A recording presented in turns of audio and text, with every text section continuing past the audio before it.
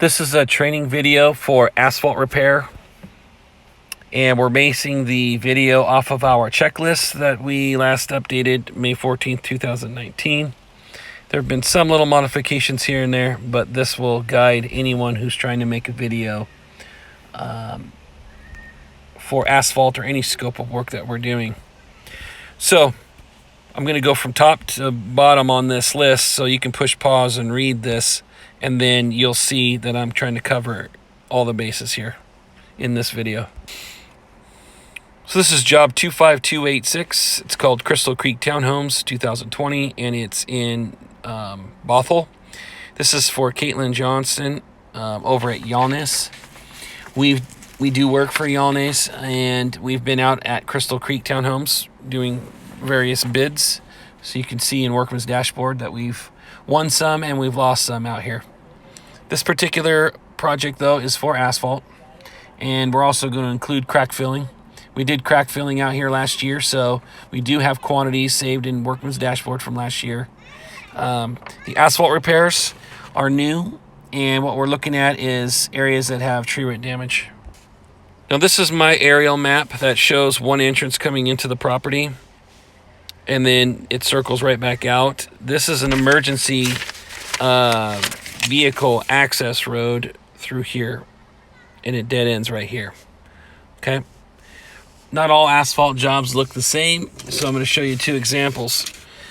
I've got the area marked and the shape of the patch as well. I've labeled it as A1 for asphalt repair number 1 and asphalt repair number 2. The size of the repair is a 20 by 10, and this is a 25 by 11. We are assuming that the depth of the asphalt is 3 inches to remove and replace. Here's an example of a much larger asphalt project, just so we can get it on this training video, where some cases you have so many patches that you have to draw in the shape of the patches. And what Mark Turner did on this particular job was he wrote in the size of the patch inside of each repair, as you can see. Then he took that this aerial map that he made from his iPad, turned it into the inside estimator, and then as an end result, the inside estimator turned this into the customer. Nice clean aerial map showing the same exact locations, but what he did was he put pin marks 1, 2, 3 all the way through, showing all the repairs, and then each one of these in the customer's bid sheet has those same exact sizes that the account manager put in. So that's one way of doing a project that has a lot of asphalt repairs. Okay. Another way to do this is you can put the repairs in there. This is another way to do it, where you put the number and then you put the size next to it. If there's lots of repairs and you don't have enough room to write it next to each repair, you can number them on here, and then over to the left, you can make a list saying 1 through however many patches it is, and then put the dimensions next to it. That makes it easier for the inside estimator to figure out what patch goes with what dimension. Okay, now we're going through this next section here. Doing all of this from my vehicle at this time. Okay, so there's only one way in and out of this property. For staging, we can stage our equipment down this emergency access road, so that way we're out of the way of all the tenants in here. Okay, so there's plenty of room, and I'll show you that when we walk the property.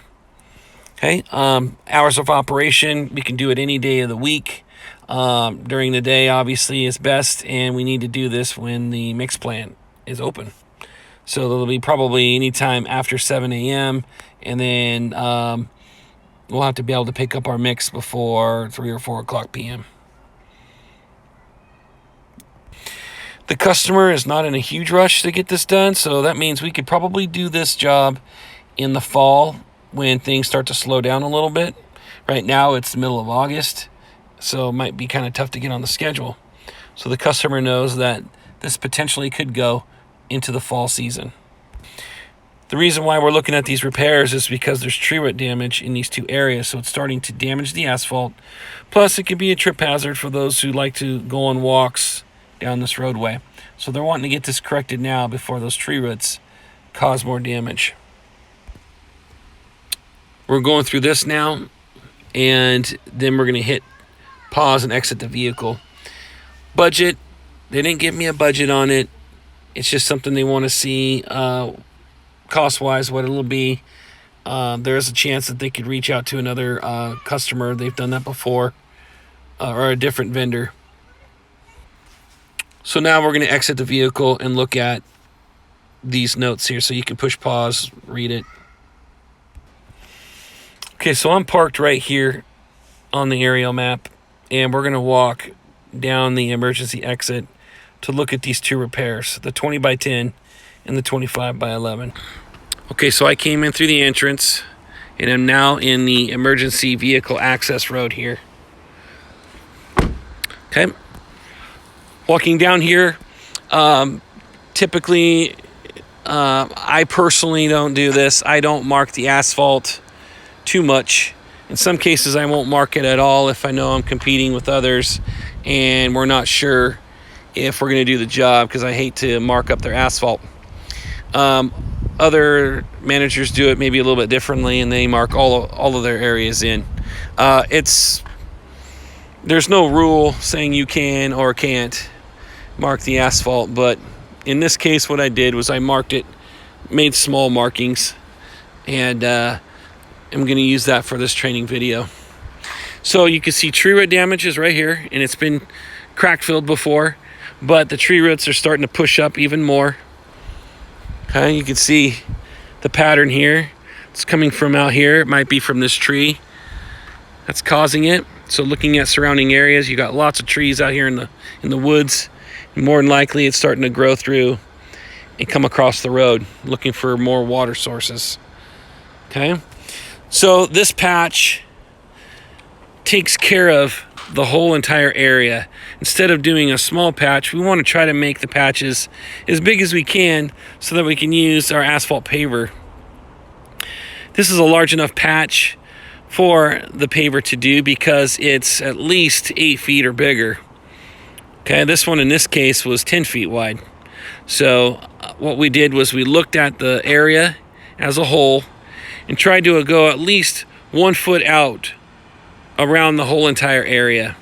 So where I saw that the asphalt was cracked to there because of the tree root, I tried to go 1 foot past it, because that's the farthest point from this direction out that I needed to go. So I went to the very end where the crack went 1 foot out, and then down here did the same thing, found where the crack ended, and then went 1 foot outside of it to make this total dimension here. So we'll end up removing and replacing this patch here.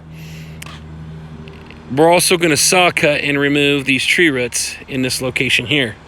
Okay, I've already told the customer that we would do that. We would remove the roots, and it will not affect this tree because this tree is quite a ways away, and I don't know if these roots are actually coming from this tree or for somewhere farther out in the woods. Okay, so that's the first repair. This is the area that I discussed that we could park along the side for staging. We're providing this information for the project manager who needs to know this information in case we get this job. They need to know where to put the equipment. All right. In some cases, we won't have this luxury of being able to park our vehicles somewhere like this, or even anywhere on the property, and in some cases we have to park out in the street, which then would require a street use permit to park our equipment out on the city streets. Okay, this next repair, same situation. You've got tree roots coming through this area. Tried to locate all the areas. Now, some people would just do a patch right here and then come up to this next tree root and do a patch right there. But to make it easier on time and efficiency, and to make a better patch, we want to try to make this patch as big as we can. So again, we can use a paver and get this thing put in one nice patch and not have to do it by hand. Let the paver do the work and make it look nice. So this will go really efficient for a paving crew because they can use the paver machine on that and on that up there. Okay. I've marked the corners. It comes out to the edge. You'll see we want to look at surrounding areas. There's a creek down here, as you can see, and there's a retaining wall. So we got to be careful. As we saw cut and remove these areas, we just want to keep in mind that we're close to this edge here, and we got a retaining wall right here. It should be compacted nicely because this is a fire emergency road, so fire trucks and all that have to be able to go on this roadway. Okay, that's the two repairs here. Again, we'll remove the tree roots in this area. We're assuming the depth of this asphalt is 3 inches. If I could determine that better on the side, I'm going to take a look here. It looks like it's going to be anywhere from about 2.5 to 3 inches. So industry standard is 3 inches. We're going to use that as our depth on this asphalt. Okay. So we'll need to saw cut. We'll need to use probably the Bobcat in here. There is the possibility that you could use a mini excavator to rip up the asphalt pieces and haul it away.